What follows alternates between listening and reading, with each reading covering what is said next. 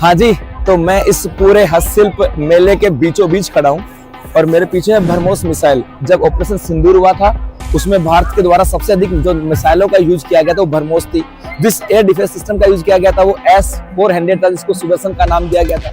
जिस एयरक्राफ्ट का यूज किया गया था सबसे ज्यादा वो तेजस था। तो मैं यहीं पर खड़ा हूँ और मेरे पीछे उसी ब्रह्मोस मिसाइल का एक डेमोस्ट्रेशन यहाँ पर किया गया। इसके अलावा अब यहाँ पे आप देखोगे ना, यहाँ पे जितने भी स्टॉल लगाए गए, जैसे इधर देखो नायक यदुनाथ सिंह का ये डोम भी यहाँ पे लगाया गया, मतलब पूरी सी थीम के ऊपर है।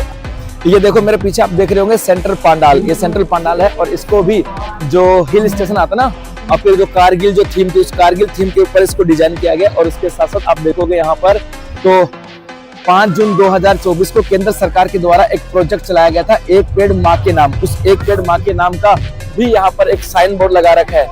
ये आपको देखोगे एक पेड़ माँ के नाम, जो कि आपके 5 जून को चलाया गया था ना, ये भी आपके यहाँ लगाया गया। और ये पूरा सेंट्रल पंडाल है और इस सेंट्रल पंडाल में क्या है वो भी हम लोग दिखाने वाले हैं। पर यदि आप मेरे सामने देखोगे तो आपके 2 स्टॉल हैं। एक DMG का, डिपार्टमेंट ऑफ माइनिंग जियोलॉजी की बात करें, बेसिकली राजस्थान में इसका जो विभाग है वो उदयपुर में है और राजस्थान को खनिजों का अजायब घर भी कहा जाता है। और वो जो खनिजों का अजायब घर है शायद वो यहाँ पर है। आपको ये भी बता दूं कि यहाँ पर जो रेयर अर्थ की बात करें, रेयर मेटल्स की बात करें, जो हमें सबसे पहले, क्योंकि हम लोग बेसिकली रेयर अर्थ मेटल की बात करें तो हम लोग डिपेंड है चाइना के ऊपर। और हमारे अभी हाल ही के अंदर जो बालोतरा है, इस बालोतरा के सिवाना क्षेत्र में रेयर मेटल जो है वो यहाँ पर मिला है। तो ये पूरा डिपार्टमेंट जो है ना, शायद ये आपको यहाँ पे दर्शा रहा है। रेयर अर्थ एलिमेंट्स की बात करें, ये रहा थोड़ा सा, इन्होंने थोड़ा हमें छूट दे दी, ये रहो।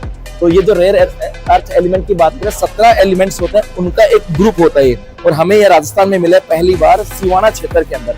तो वो यहाँ पर इन्होंने इसको डिस्प्ले किया है आपके।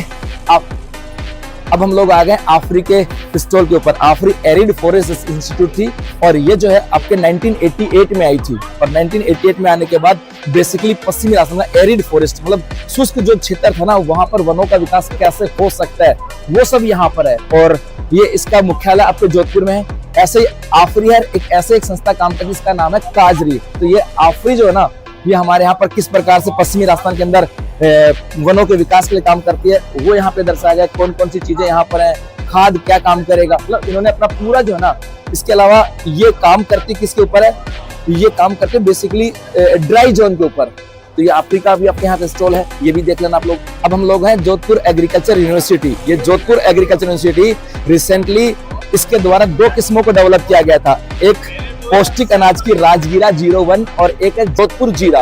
और राजस्थान को पहली बार जो जीरे की स्वदेशी नस्ल का पैटर्न मिला है और वो JC1 है। और वो JC1 डेवलप की थी जोधपुर एग्रीकल्चर यूनिवर्सिटी। इसके अलावा ये राजस्थान की पहली एग्रीकल्चर यूनिवर्सिटी है जहाँ पे संविधान पारक भी है और इसकी खुद की पत्रिका भी आती है, इसका नाम है मरुधरा। तो जोधपुर एग्रीकल्चर यूनिवर्सिटी ये रिसेंटली यदि हम बात करें एग्रीकल्चर क्षेत्र में बहुत सारा काम करता है। और बेसिकली यदि आप बात करोगे ना तो वनस्पति जो आपके किस्में हैं उनके डेवलपमेंट में काम करता है। और जोधपुर जीरा, इसके अलावा आपको राजगीरा 02 जिसका अनावरण देश के प्रधानमंत्री नरेंद्र मोदी ने किया था, तो वो भी आपके यहाँ पे स्टॉल लगी हुई है। जैसे थोड़ा सा और आगे चलेंगे, उधर भी देखोगे तो लांस नायक करम सिंह की बात करें, उनका डोम लगाया गया। उधर आपके गुरबंस सिंह सरिया की बात करें, एक इधर भी देखोगे तो वो यहाँ पे डोम लगाया गया है। जस्ट मेरे इधर देखोगे तो सेकंड लेफ्टिनेंट अरुण खेतरपाल की बात करें, इनको यहाँ पे दर्शाया गया है। और नमस्ते भाई। इसके अलावा उधर देखोगे ग्रेनेडियर योगेंद्र सिंह यादव। मतलब यहाँ पे जितने भी डोम लगाए गए, जितने भी स्टॉल लगाए गए, सब स्टॉलों के ऊपर भारतीय सेना के वो जवान जिन्होंने भारतीय सेना की सेवा की थी और अपने प्राणों को आहूत किया था देश के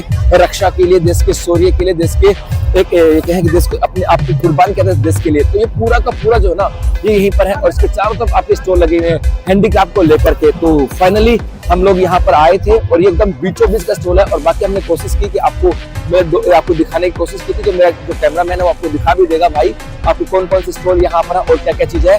तो यही से ये जो आज जो है ना, आज इस हस्तशिल्प मेले का आज अंतिम दिन है, आज इसका अंतिम दिन है। और आज यहाँ पे सांस्कृतिक उत्सव कार्यक्रम भी हुआ था। यहाँ पर दिया कुमारी जी भी यहाँ पर आई थी। तो फाइनली हम लोग भी अपने इस वीडियो को यहीं पे कंक्लूड करते हैं क्योंकि अब टाइम भी हो गया।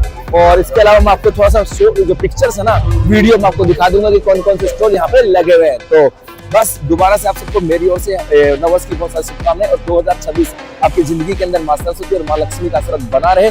2026 आपकी सिलेक्शन वाली हो, ऐसे दुआएं करता हूँ। धन्यवाद।